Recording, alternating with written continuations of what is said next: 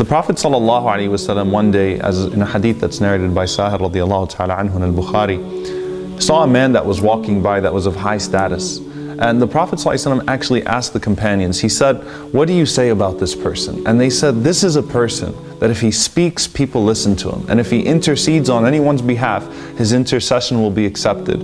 And if he was to propose to anyone for marriage, his marriage would also be accepted. His proposal would also be accepted.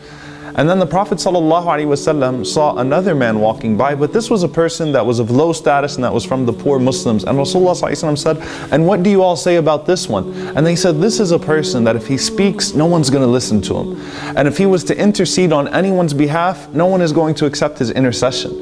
And if he was to propose to anyone for marriage, then his proposal will be rejected. And the Prophet ﷺ wanted to make a point. Rasulullah ﷺ said, but this person is better than mil al-ard, better than an entire, earth full of this person. This person that you guys described as being a reject, as being a loser, as being one of low status, is better than mil al-ardi mithl hadha, an entire world full of that person. And so the Prophet ﷺ, what he was doing ﷺ, was he was redefining our idea of beauty. And the Prophet ﷺ did this on numerous occasions. So we see, for example, Ibn Mas'ud radiallahu ta'ala anhu, and he is Abdullah. He is the man who is the greatest of the Abadila, Abdullah. And this man radiallahu ta'ala anhu was so short that he was a dwarf.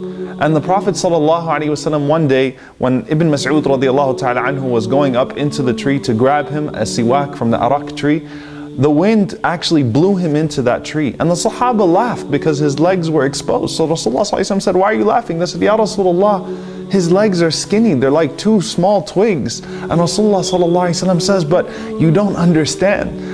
These two legs on the Day of Judgment will be the weight of Uhud, the size and weight of Uhud. Can you think about that?